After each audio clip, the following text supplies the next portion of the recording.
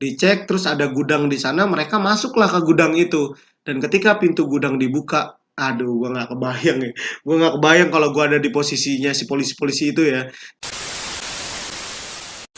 Hai semuanya, terima kasih telah mengklik video ini dan selamat datang di Aquilas Room.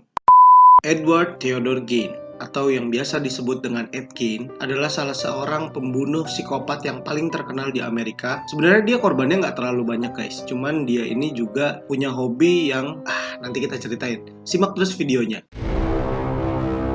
Ed Gein lahir di kota La Crosse County, Wisconsin pada 27 Agustus 1906.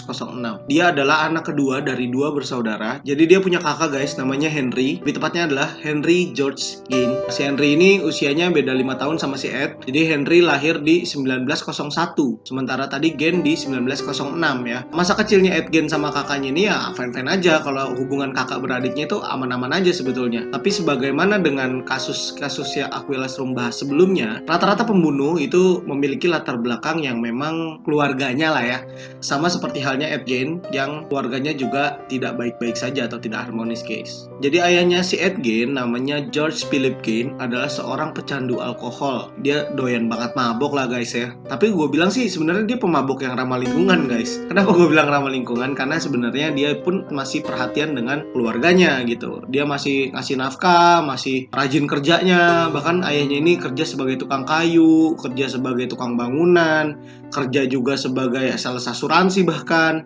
Dan dia juga pernah kerja di penyamakan kulit guys, dimana ayahnya ini kerjaannya tuh ngulitin hewan-hewan yang memang nanti kulitnya akan dijadikan bahan dasar untuk produksi jaket, dompet, atau aksesoris lainnya lah ya yang bahan dasarnya dari kulit. Sementara ibunya, Augusta Wilhelmine Gein, dia itu seorang yang sangat taat terhadap agama, tapi dia agamanya agak sedikit, gue bilang sih bukan menyimpang ya, tapi radikal lah, gue bilangnya agak sedikit radikal. Jadi dia penganut Kristen Lutheran yang dimana agama ini dibawa oleh salah seorang tokoh yang saat itu memang lagi terkenal-terkenalnya, yaitu Martin Luther King. Nah, di agama Lutheran tuh mereka rata-rata benci sama yang namanya alkohol. Sementara Augusta itu kayak terjebak gitu dengan kondisinya dia nih guys. Dia menikahi seorang pria yang mana seorang prianya ini adalah seorang pecandu alkohol. Ya, jadi mau gimana nih? Sementara di Lutheran sendiri perceraian itu sangat terlarang tuh. Jadi ya udah, dijalanin aja deh tuh hidup rumah tangganya dia tuh. Benci sama suaminya tapi tidur tiap hari bareng sama dia. Ya akhirnya itu yang membuat keluarganya tidak harmonis guys. Kembali lagi kepada ayahnya si Ed Gein ini ya, atau si George Gein. Dia tuh saking cintanya sama keluarganya, dia tuh sampai bikinin toko kelontong guys, buat menopang kehidupan ekonomi sehari-hari di keluarganya. Jadi ibunya tuh ya kerjanya jualan di rumah, punya toko gitu ya. Gilanya nih, ibunya ini malah ngejual itu toko guys, dan lebih memilih untuk membeli lahan seluas 62,7 hektar di kota Plainfield, Washoe County, Wisconsin. Di lahan pertanian inilah akhirnya keluarga Gein menetap karena dibangun akhirnya rumah yang mana rumahnya itu menjadi rumah tinggal mereka sekeluarga. Augusta, ibunya Ed Gein, itu seneng banget sama wilayah yang dia pilih untuk tempat tinggal mereka karena kota Plainfield itu masih terpencil lah bisa dibilang ya, itu kayak pelosok banget yang jauh dari kota. Jadi ibunya tuh yakin dengan begitu anak-anaknya terhindar dari pergaulan-pergaulan yang tidak diinginkan lah oleh si ibunya ini. Nah, di wilayah yang terpencil itulah kesehariannya kakaknya si Gen, yaitu Henry, dan si Gen sendiri ini gue bisa bilang monoton banget guys. Karena tuh sehari-harinya dia cuma taunya pergi ke sekolah, pulang ke rumah dikutbahin ibunya, terus sorenya bantu-bantu pertanian, nanti mau tidur dikutbahin lagi, diceramahin lagi ya, menggunakan ayat-ayat dari kitab yang ibunya anut gitu ya.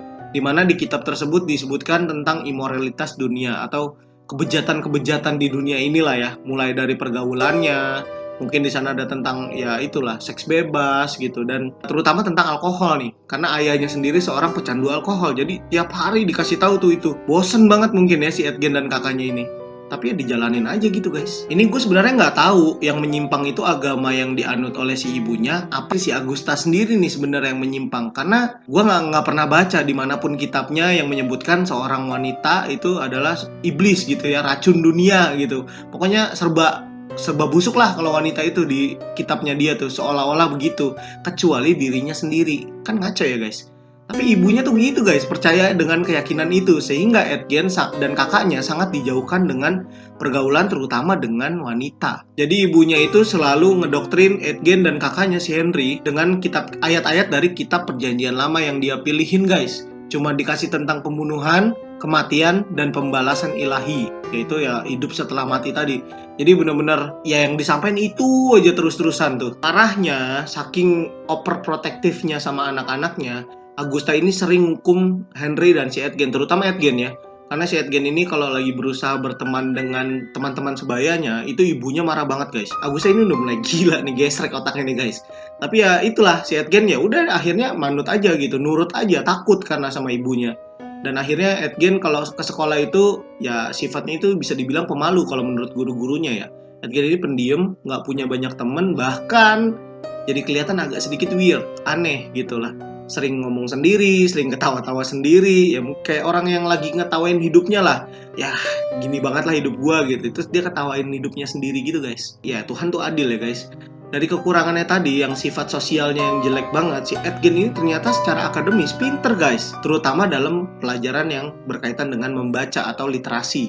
Jadi Edgen ini cukup cerdas lah bisa dibilang.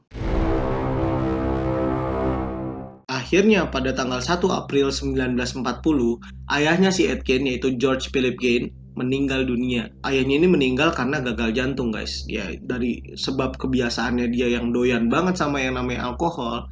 Ini lagi-lagi nih udah berapa video nih. Alkohol tuh menjadi penyebab dari banyak hal-hal yang bikin nggak nyaman lah di dunia ini. Makanya jangan minum-minuman guys. Jangan mabok-mabokan guys.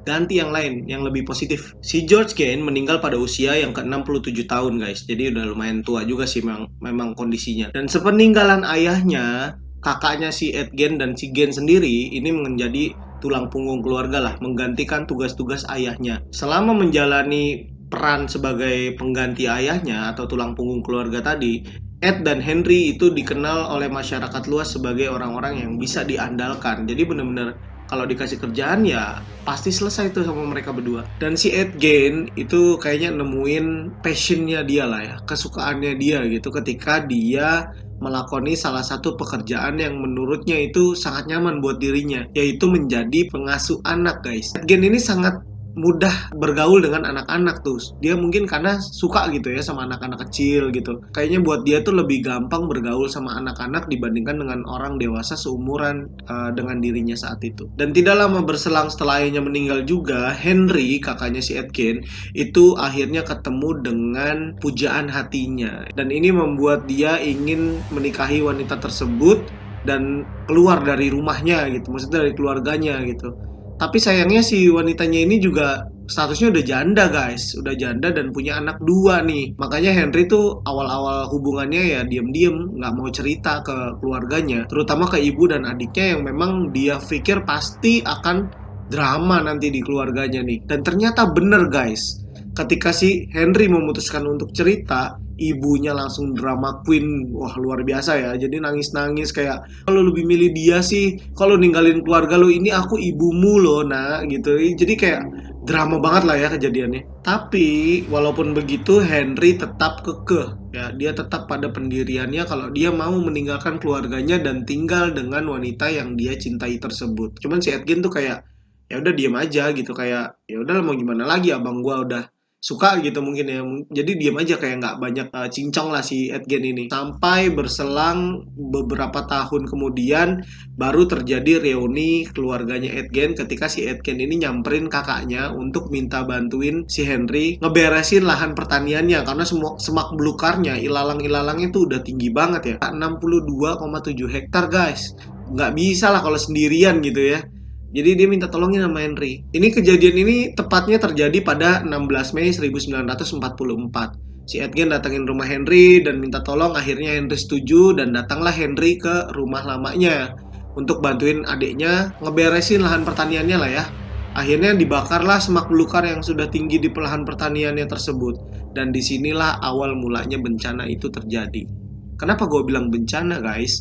Karena ya dari buku yang sempat ditulis salah satu yang mengisahkan si kisahnya Edgen ini, kayaknya ini adalah pembunuhan pertama yang dilakukan oleh Edgen. Tapi saat itu Edgen lolos dengan alibi yang sama sekali tidak dicurigai oleh pihak kepolisian. Jadi ketika bakar-bakar ilalangnya tadi nih, tiba-tiba apinya itu meluas, menjalar tanpa bisa dikendalikan oleh mereka berdua nih. Entah ini faktor kesengajaan atau enggak, gue nggak ngerti, tapi kemungkinan sih kayaknya sengaja. Si Edge itu sengaja bikin apinya ini luar biasa besar gitu ya, sehingga mereka berdua nggak bisa madamin apinya lah ya. Dan mereka akhirnya laporan ke pemadam kebakaran dan kepolisian setempat gitu ya, sampai akhirnya pemadam datang, madamin apinya, bahkan sampai tengah malam nih kejadian ini.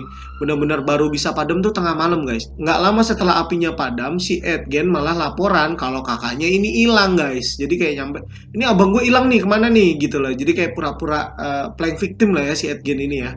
Dan akhirnya kepolisian dan pemadam kebakaran yang udah lelah madamin api seharian tadi, kayak ya udahlah terpaksa cari nih, laporan hilang nih. Takutnya asumsinya mereka adalah si Henry ini ikut jadi korban kebakaran lahan yang mereka miliki nih. Ketemulah mayat si Henry, dan ternyata mayat Henry ini sama sekali nggak ada luka bakarnya guys.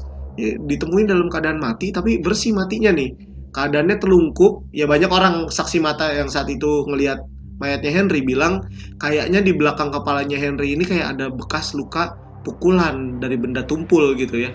Cuman polisi saat itu mungkin nggak tahu gua kenapa bisa mereka, tim investigasinya polisi saat itu langsung memutuskan kalau si Henry ini mati karena gagal jantung yang disebabkan keracunan asap dari kebakaran lahan pertanian mereka gitu. Jadi kayak ya udah nih mah mati kecelakaan lah, bukan mati dibunuh gitu kan. Akhirnya saat itu kasus nggak dilanjutin investigasinya, jadi dianggap si Henry ini mati kecelakaan lah gitu. Sebenarnya ada beberapa orang yang memang curiga ini kayaknya Henry mati nggak mungkin kalau cuma gara-gara asap doang nih gitu kan. Ini kan tapi polisi nggak mau investigasi lebih lanjut karena mereka nggak mau disalahin, nggak mau dianggap keliru memberikan keputusan kalau si Henry ini mati karena gagal jantung guys. Tidak lama setelah Henry ditemukan tewas tadi guys, dan udah dikubur dan nggak dilanjutin investigasinya, mulai bencana berikutnya datang, yaitu ibunya si Edkin, Agusta, itu mulai sakit-sakitan kondisinya. Depresi, mungkin dia kehilangan anak, walaupun gimana pun Henry durhaka, dianggap durhaka karena ninggalin keluarganya demi wanita yang dia cintai, tapi tetap aja itu kan anaknya ya, anak pertamanya gitu. Dan ya mungkin si Agusta tuh inget gimana dia ngejaga, ngerawat si Henry dan Edgen sebetulnya. Jadi kayak ketika Henry meninggal tuh dia sedihnya luar biasa. Dia akhirnya terserang penyakit stroke dan menyebabkan dia lumpuh guys. Nah ketika si Agusta lumpuh, Edgen menunjukkan kelasnya sebagai anak yang paling oke lah ya. Buat gue ini adalah golden periodnya dari lifetime-nya si Edgen nih. Karena si Edgen ini bener-bener ngerawat ibunya guys, dari makannya, dari mandinya, dari ngebersihin kamarnya, bahkan sampai kotorannya dibersihin sama si Edgen. Bener-bener disayang banget lah ibunya saat sakit lumpuh itu nggak bisa ngapa-ngapain ya. Mungkin karena perawatan Edgen yang luar biasa ini juga yang membuat mentalnya si Agusta ini mulai membaik ya, mulai bisa melupakan si Henry karena nih anakku ternyata sayang nih, si Edgen sayang sama gua gitu. Akhirnya ini membuat kondisinya si Agusta perlahan-lahan membaik gitu. Agusta mulai bisa berjalan kembali walaupun nggak normal, tapi bisa jalan lah ya. Sampai di tahun 1945, Edgen dan ibunya ini pergi untuk membeli jerami di salah satu toko dekat rumahnya. Itu miliknya si namanya kalau nggak salah Smith. Dia datang ke sana. Terus ketika nyampe di rumahnya si Smith ini, penjual jerami ini, Agusta dan si Edgen ini ngelihat si Smith lagi mukulin anjing sampai anjingnya itu mati tuh. Dipukulinnya bener-bener kayak nafsu banget lah ya, mukulin mati lu gitu. Dan di belakangnya si Smith ini ada seorang wanita yang keluar dari rumahnya Smith, dari tokonya dia, sambil marahin si Smith. Lu ngapain mukulin anjing tuh gitu loh. Jadi kayak bener-bener marah lah, lu kasar banget sama binatang, nggak boleh kayak gitu dan sebagainya. Edgen sama ibunya yang ngelihat kejadian ini ya cuma bengong. Awalnya si Edgen ini bengong gitu, tapi Agusta guys, ibunya si Edgen malah marah-marah. Marah-marahnya luar biasa, tapi marahnya nggak normal. Kenapa? Karena si Agusta marahnya bukan sama si Smith yang mukulin anjing tadi nih, malah marahin wanitanya guys. Lu inget ya, tentu di awal gue bilang kalau si Agusta ini penganut Kristen Lutheran yang memang dia tuh di agamanya wanita itu semuanya tuh racun dunia gitu. Wanita yang paling bener ya cuma dirinya sendiri menurut dia gitu. Jadi dia marahin si ceweknya yang marahin Smith guys. Puyeng gak lu? Dasar kamu wanita pelacur gitu. Kamu ngapain di rumahnya si Smith gitu kan? Keluar dari tokonya Smith. Sementara si Agusta tahu kalau Smith ini masih bujangan statusnya, belum menikah gitu ya. Jadi kayak dianggapnya tuh nih wanita tuh murahan banget lah gitu ya, mau masuk ke rumah laki-laki bujangan terus keluar dari sana gitu. Setelah kejadian itu si Agusta mulai sakit-sakitan lagi dan lebih parah daripada kondisi sebelumnya. Bener-bener kayak struknya kambuh, terus lumpuh lagi dan terus menurun walaupun si Edgen juga tetap ngerawat si Agusta. Setelah semakin lama semakin menurun kondisinya, ya memang didorong dengan faktor usia ya si Agusta yang memang sudah menyentuh kepala 60-an ya. Saat itu usianya tepatnya 67 tahun guys. Dan kena stroke kedua, makin parah aja kan kondisinya ya. Dan gak lama ya udah meninggal.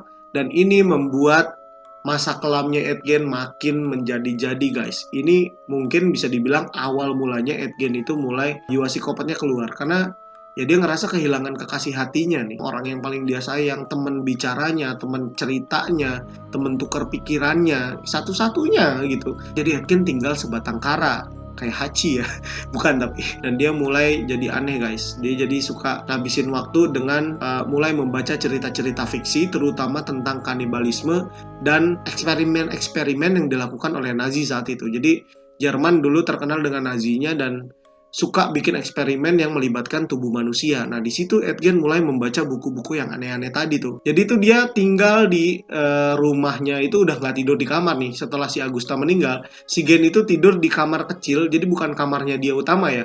Di kamar kecil dekat dapur. Jadi dia itu kerjaannya ya tetap melanjutin kehidupannya, kerjanya tetap jadi tukang pesuruh serabutan gitu. Yang penting dapat duit gitu kan. Nah, pulang ke rumah tuh dia cuman ngeberesin tempat-tempat yang sekiranya itu menjadi tempat-tempat atau yang biasa dihabiskan bersama dengan ibunya lah gitu, kayak kamar ibunya, terus ruang tamu yang dia suka cerita bareng ibunya dan kawan-kawan, itu diberesin sama si Edgen. Tapi selain spot-spot tersebut, rumahnya dibiarkan berantakan luar biasa. Bahkan dapurnya si Edgen ini udah bukan dapur guys. Mungkin kalau emak gue bilang tuh udah kayak kapal pecah tuh.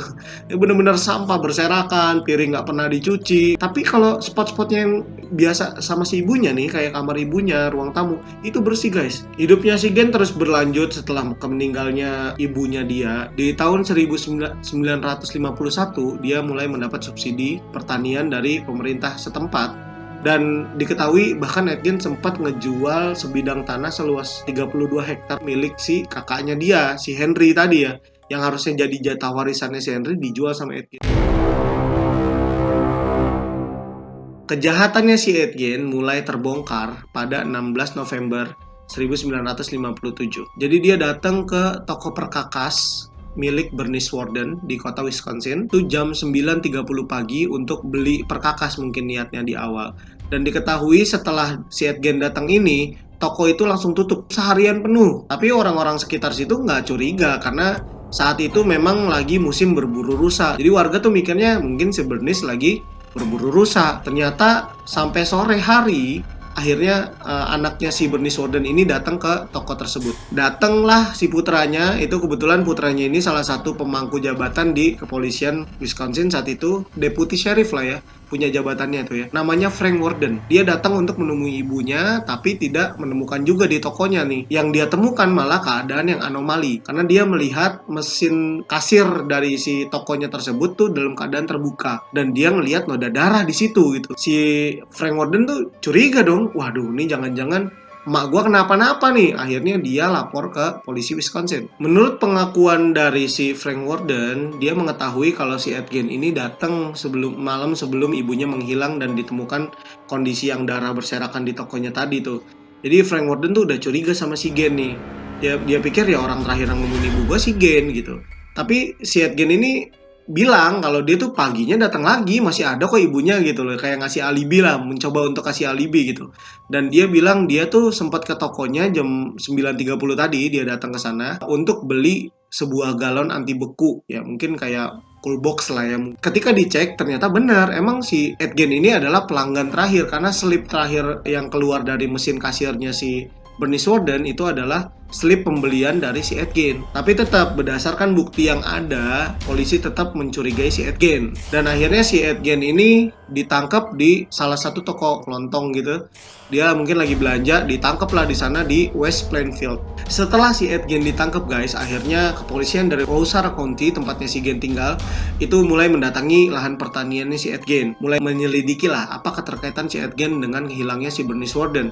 Dan mereka ngecekin lah lahan pertanian yang 62 hektar tadi ya. Dicek, terus ada gudang di sana, mereka masuklah ke gudang itu.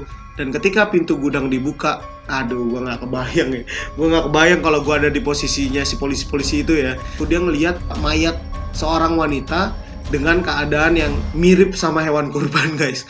Jadi kakinya tuh di atas ya, kepalanya di bawah, tapi ini kepalanya udah nggak ada ya guys. Jadi bener-bener kayak udah dipenggal, terus digantungin kayak hewan kurban lagi dikulitin gitu. Dan isian dari organ tubuhnya tuh udah, waduh, udah nggak ada gitu. Jadi kayak udah dibersihin, gue nggak ngerti lah ya. Gue ceritanya gimana nih, tapi ya kayak gitulah kira-kira. Hatinya nggak ada, jantungnya nggak ada, ususnya nggak ada, bersih gitu. Cuman badannya ada di situ. Dan ketika diperiksa mayatnya si korban ini, diketahui ini mayatnya si Bernice Warden. Ternyata mungkin anaknya ngenalin, waduh ini tubuh ibu gua nih, perawakannya mirip ibu gua nih, ini yakin banget ini ibu gua. Ternyata bener guys, ketika dicek itu di tubuhnya itu ditemukan luka tembakan dari senjata kaliber 22. Diselidikilah lebih lanjut gudang tersebut dan akhirnya ditemukan potongan-potongan tubuh yang waduh banyak banget berserakan lah ya di gudang itu. Gila, kayak bukan cuma satu korbannya, tapi yang kelihatan tuh satu, tapi korbannya tuh ternyata banyak banget guys. Ya itu, kalau yang berkaitan sama tubuh yang digantung tadi, si milik Bernice Warden tadi, itu ada beberapa ya, kayak kepala sama ususnya ditaruh di dalam kotak jadi satu. Wanjay men, gokil ya. Jadi bener-bener gue kebayang baunya kayak apa dan bentukannya kayak apa. Yang jelas usus sama kepalanya yang udah dipenggal tadi ditaruh dalam kotak sama si Edgen nih. Dan hati, jantung, paru-paru, ya bagian yang lain lah, organ-organ lain itu ditaruh di sebuah kantong plastik dan diletakkan di dekat kompor. Gue nggak ngerti, mungkin mau dijadiin sop tuh sama si Edgen. Rumahnya si Edgen digeledah sampai ke pojok-pojok guys. Tapi anjir, waduh, ini kacau men. Polisi tuh ngelihat ada tong sampah yang terbuat dari kulit manusia guys. Lu bayangin, tong sampah dari kulit manusia. Ya kalau kita mungkin sekarang kenalnya tong sampah ya dari plastik gitu. Ini si Edgen kreatif banget, dia bikin DIY do it yourself gitu. DIY-nya yang salah gitu, salah kaprah lah. Terus ada juga ditemukan tulang-tulang belulang manusia yang masih utuh guys. Banyak tuh kayak berserakan tuh, ada tulang tangan mungkin, tulang kaki, tulang rusuk. Oh my god. Bahkan kasurnya si Edgen itu ranjangnya ada tengkorak-tengkorak tuh di kepala. Beneran tengkorak manusia ya, bukan tengkorak-tengkorakan kayak mungkin rocker-rocker tuh pakai yang plastik gitu. Enggak, ini tengkorak asli guys. Ditaruh tuh di tiang ranjangnya si Edgen. Dan ditemukan juga kursinya Edgen ini dilapisi oleh kulit. Kulitnya lagi-lagi kulit manusia guys. Dan ada lagi, polisi juga menemukan mangkok, lu bayangin mangkok ya, dari tengkoraknya kepala manusia. Nih tengkorak kan, kepala manusia kan bulat nih guys. Ini jadi dipotong sama si Edgen dan kan bentuknya jadi kayak cangkang gitu. Nah itu dijadiin mangkuk sup guys. Lu bayangin dia makan, mungkin ada rasa sumsumnya tuh gue rasa. Anjir lah si Edgen. Terus dia juga, polisi juga nemuin, selain itu juga nemuin juga masker yang terbuat dari kulit wajahnya perempuan. Aduh, gue ini lagi musim corona ya, orang lagi butuh masker, tapi nggak gitu juga Edgen, buset dah. Terus ada juga polisi nemuin legging guys, legging men, kayak kaos kaki gitu, itu dari kulit kakinya manusia juga, dicurigai dari kulit kakinya wanita lah ya, karena sempit tuh mas, apa leggingnya tuh sempit aja. Terus juga ditemukan juga vest gitu, kayak lu tau lah singlet lah ya, model kayak singlet gitu, itu dibikinnya juga dari kulit manusia guys. Lagi-lagi gue ngerti ini Edgen melihara kok ginian gitu ya. Dan jangan sedih guys, masih banyak lagi penemuan yang ditemukan oleh polisi di rumahnya si Edgen. Ada juga ditemukan ya gesper, ikat pinggang yang terbuat dari puting payudaranya wanita guys. Bayangin, ada beberapa puting jadi dideretin, itu ditaruh jadi aksesorisnya gesper. Anjir, otaknya di mana sih Edgen nih, gue nggak ngerti lah. Dan juga ada ditemukan 9 buah vulva di kotak sepatu. Ngerti ini buat apaan si Edgen, ampun Gen, ampun. Ditemukan juga ada selain 9 vulva di kotak sepatu tadi, ditemuin lagi 2 lagi vulva lainnya yang dekat sama baju wanita yang sekiranya tuh usianya mungkin rentangnya 15 tahunan lah ya. Kayak kayak baju anak kecil gitu, cewek, dan di situ ada vulvanya juga. Ini buat apa sih si Gen nih miara ginian? Dan juga ditemuin juga hidung, ada 4 biji hidung. Gua nggak tahu ditempelin di mana, tapi yang jelas ada 4 hidung di sana juga ditemuin polisi. Terus ada sepasang bibir. Bibir dijadiin buat geretan gorden guys. Lu bayangin ya, lu tahu ya kalau gorden itu kalau ada geretannya buat ngebuka gordennya itu, nah ini dibikin dari bibir. Saking kreatifnya sih Gen, bikin DIY tapi pakainya potongan tubuh manusia guys. Gue merinding guys, wah gawat nih. Terus banyak banget kuku-kuku yang ditemukan oleh polisi di Tenggarai. Ini kukunya wanita ya, lebih tepatnya ya, panjang-panjang soalnya bentuknya. Itu berserakan banyak banget di rumahnya si Edgen. Terus juga yang ini yang paling buat gue luar biasa nih. Ini luar biasa kreatif nih orang. Si Edgen itu bikin, lu pernah lihat lampu tidur nggak guys? Lampu tidur yang kalau lu mau tidur tuh lu nyalain, lu matiin tuh ya dekat dekat tempat tidur lu lah ya. Di meja kecil biasanya ditaruh. Nah ini penutup lampu tidurnya dibikin dari kulit wajah manusia guys. Ntar lu lihat fotonya dah. Udah, aduh men, hancur men. Gue kebayang ya kalau lu misalnya pengen kebelet pipis gitu ya, bangun malam-malam terus lu nyalain lampu dong, otomatis lu ketika nyalain lampu lu ngeliat wajah orang men. Men. Ini awesome nih orang nih. Gue kayak kehabisan kata-kata gitu untuk nge-reaction ini si Edgen ini nih, kayak gue harus ngomong apa buat nih orang ya gitu. Gue nggak kebayang apa nih orang nggak ada takutnya mungkin ya. Dari sederetan benda-benda yang ditemuin di rumahnya Edgen yang unik tadi, yang wah eksentrik banget lah ya. Ada salah satu juga yang barang bukti kedua kejahatan keduanya Edgen yang terbongkar nih. Jadi ditemuin sebuah masker yang ternyata dilihat-lihat nih mirip sama salah seorang wanita yang hilang di tahun 1954 guys. Namanya Mary Hogan. Mary Hogan ini adalah seorang pemilik kedai minuman gitu ya, dan dia dilaporkan hilang di 1954. Ternyata ada masker di rumahnya Edgen yang mirip sama itu. Dan polisi nanyain Edgen, Gen, lu bunuh si Mary Hogan juga nggak? Ini kok ada masker mirip nih. Tapi si Edgen saat itu mengelak kayak linglung gitu, kayak enggak, gue kayaknya cuma ngebunuh satu orang sih, Bernice Warden doang gitu, kayak bener-bener linglung aja, enggak. Tapi besokan paginya si Edgen ngomong, iya deng, gue ngebunuh si Mary Hogan. Ini kayak orang gue ya mungkin bisa dibilang setengah gila ya, bisa dibilang gitu ya. Si Edgen nih kayak orang linglung aja gitu. Dan ditemukan juga ternyata di situ ada tengkoraknya si Mary Hogan juga. Pas diidentifikasi bener cocok DNA-nya dengan Mary Hogan. Jadi selama karirnya, sepanjang karir membunuhnya si Edgen ini, dia mengakui dia membunuh hanya 2 orang, yaitu Bernice Warden dan Mary Hogan. Tapi kalau gua pribadi kayaknya si Henry pun kakaknya Edgen matinya sama dia juga nih. Ngelihat dari sepak terjangnya Edgen yang luar biasa kejamnya, mungkin saat itu si Edgen ngerasa sakit hati karena kakaknya ninggalin ibunya dan dia juga, dan memilih untuk tinggal dengan wanita yang dia cintai tadi. Dan dia mungkin kesel, dendam, saat itu dia diem aja tapi mungkin punya dendam dan akhirnya dibunuhlah si Henry. Itu feeling gua. Dan ternyata penulis biografinya si Edgen juga ya berpikirannya sama kayak gitu. Jadi kayak menurut gue itu deh kayaknya si Edgen tuh jadi 3 orang ngebunuh. Di luar dari itu semua ternyata kan tadi banyak banget ditemuin ya. Kayaknya ini nggak mungkin kalau cuma 3 nih. Polisi mikir kayaknya nggak mungkin kalau si Edgen cuma ngebunuh 2 orang yang diakuin ya, 3 sama si Henry. Asumsi gue dan asumsi penulis biografinya. Tapi kalau dia ngaku cuma 2, ini nggak mungkin nih. Banyak banget soalnya, kukunya aja mungkin lebih dari 10 biji gitu. Jadi, dan ternyata bener guys, ditanyain sama polisi, Gen, ini lu bikin ginian DIY ini dari mana aja nih? DIY, udah kayak orang kreatif aja ya, tapi emang kreatif sih. Si Edgen ngaku kalau dia tuh udah lebih kurang 40 kali bolak-balik ke kuburan lah untuk nyolongin mayat-mayat yang ada di sana, terutama yang kondisinya masih fresh, baru dikubur, diambil mayatnya. Nah, setelah diinterogasi lebih lanjut, ditekan terus sama polisi, akhirnya Edgen ngaku berkali-kali bolak-balik ke 3 kuburan lokal yang ada di wilayah Wisconsin ya. Si Edgen ini mulai nyolongin mayat ini mulai dari tahun 1947 sampai 1952. Ini menurut pengakuannya dia. Terutama mayat-mayat yang masih fresh kondisinya, guys. Jadi baru dikubur, malamnya Edgen datang ke kuburan itu. Ya kalau dia dengar innalillahi wa inna ilaihi rojiun. Ya Edgen denger ini siapa yang mati nih, dikubur di mana nih? Mungkin gitu ya kira-kira ya. Malamnya dia samperin tuh kuburannya, dia buka, dia gali sendirian, guys. Dia gali lah itu kuburan, dibawalah mayatnya itu keluar dan baru dipisahin tuh. Kulitnya dikulitin, tulangnya dipisahin satu-satu. Yang kira-kira bisa jadi mangkok dijadiin mangkok.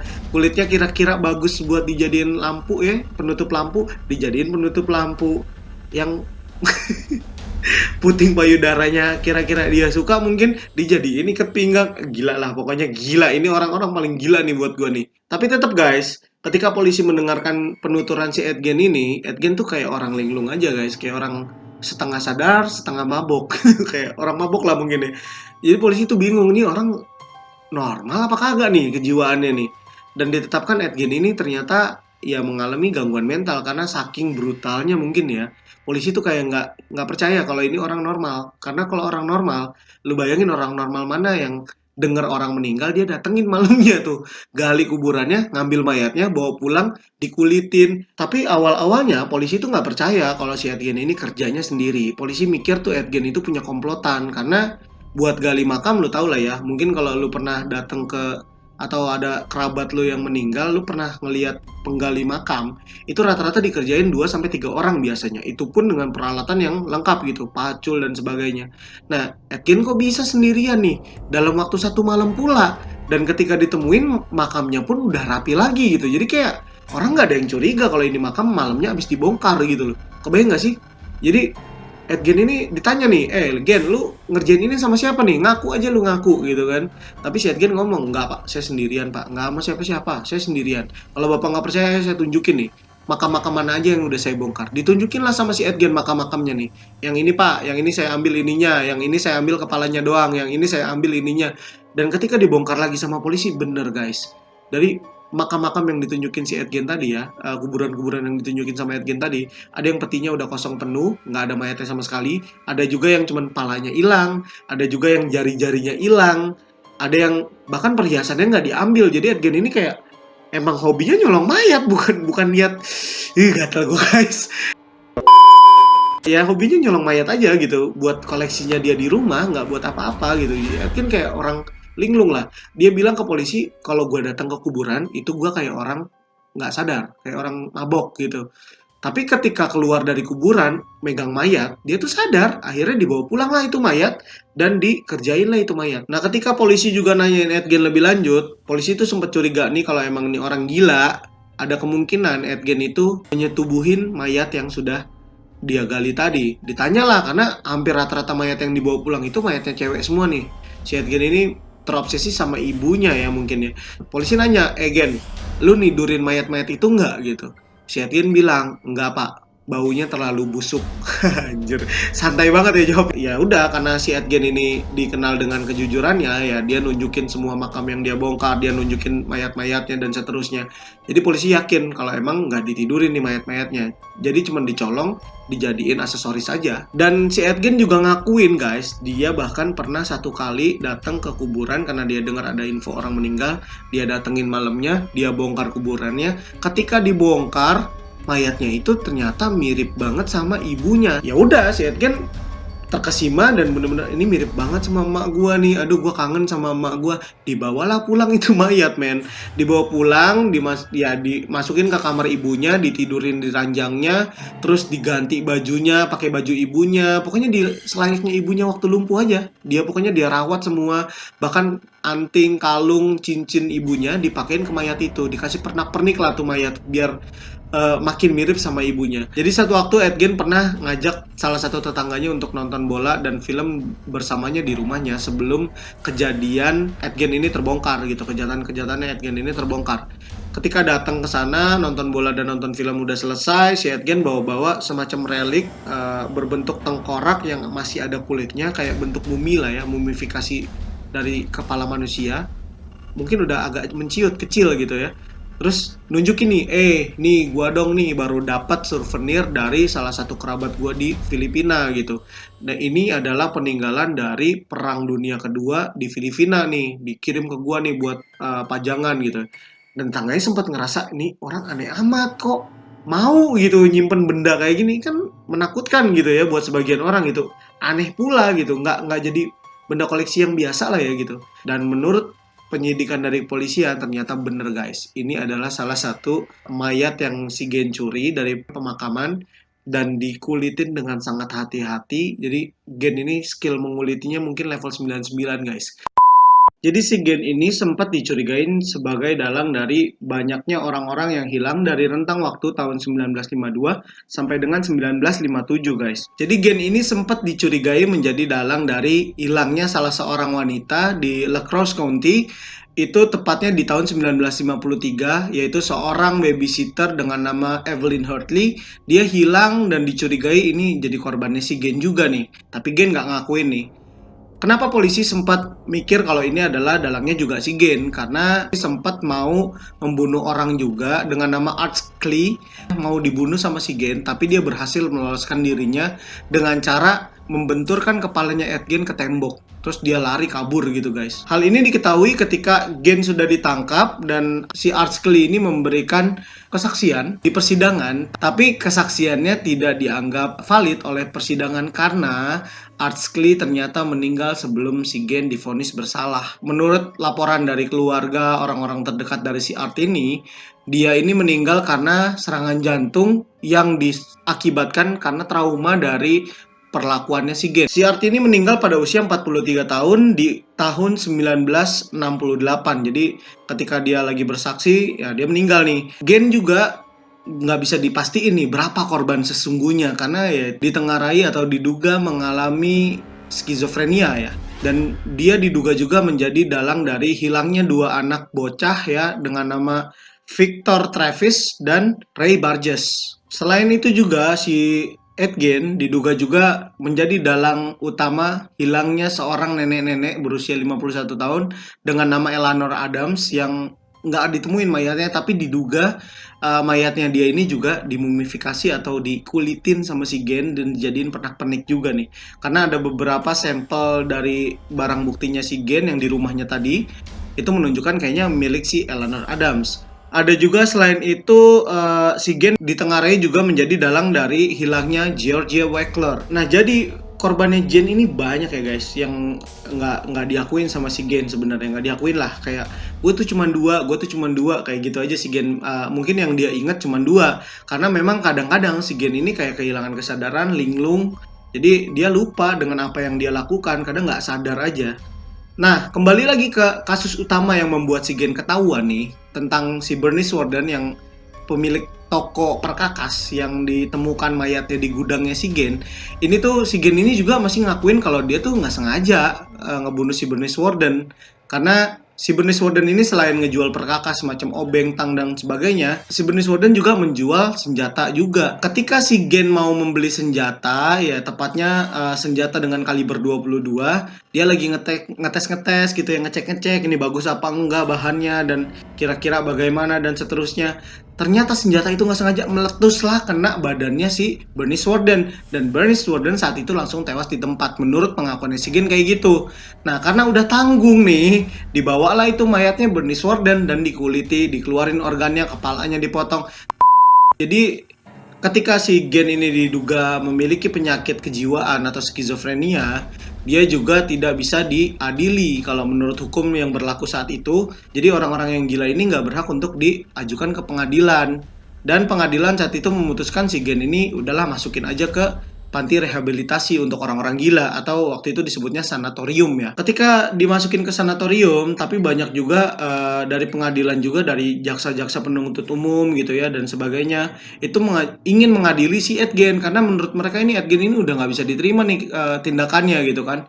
Akhirnya tetaplah si Edgen dirawat oleh psikiater dan dimintai keterangan dari psikiaternya. Psikiaternya pun sempat bilang kalau Gen ini kalau lagi ngebunuh tuh keadaannya bener-bener bukan dia gitu, kayak dirasukin sesuatu gitu. Si psikiaternya kayak nyoba belain si Gen, tapi tetap dimasukin akhirnya ke pengadilan guys. Ed Gein dimasukin ke pengadilan karena ternyata ditemukan Ed Gein ini mampu secara baik berkomunikasi atau nego dengan pengacaranya. Jadi aneh kalau dibilang gila kok ini bisa gitu. Minta keringanan dan seterusnya kayak membela dirinya. Kalau orang gila kan pada umumnya nggak bisa ya. Tapi si Edgen ini masih mampu memiliki kapabilitas yang cukup lah untuk masuk ke pengadilan. Makanya diadilin. Tapi lagi-lagi guys, ya namanya orang gila disebut gila gitu ya udah divonis gila, makanya si Edgen lagi-lagi cuman dimasukin ke sanatorium lagi. Nah, yang menarik guys, buat gue sih ini menarik karena ketika diinterogasi oleh petugas dari kepolisian maupun dari pengadilan, si Edgen ini kalau ngomong tuh kayak datar aja guys, kayak nggak merasa punya salah gitu. Tapi yang jelas si Edgen ini ketika diajak berbicara tentang pembunuhan, nah ini dia kayak kadang-kadang suka terlihat kayak ceria gitu, aneh ya. Ada desas-desus yang cukup aneh juga buat gua. Jadi pengacaranya si Edgen itu sempat bilang ke pengadilan kalau si Edgen ini kenapa nggak ngerasa bersalah guys. Karena ya mungkin faktor dulu kecilnya si Edgen ini sering dicekokin pakai ayat-ayat yang menyebutkan kalau wanita itu racun dunia, iblis, dan sebagainya oleh ibunya si Agusta. Dan makanya dia ngerasa apa yang dia lakukan terhadap wanita-wanita korbannya itu ya tugasnya dia dari Tuhan untuk menghukum wanita-wanita ini, mensucikan mereka lah dari pengaruh iblis yang merasuki tubuh mereka. Tapi Atgen itu bener-bener jujur banget ya, ceritain aja gitu. Oh nih gue nembaknya begini, ini gue ngeblacknya begini. Jadi gue ngulitin orang tuh begini, ini loh cara gue motong bibir, ini loh cara gue ngeluarin ususnya dan organ-organ tubuh lainnya. Diceritain semuanya, kayak tenang aja, kayak gue nggak salah men, gue nggak salah. Apa yang gue lakukan ini cuman tugas gitu.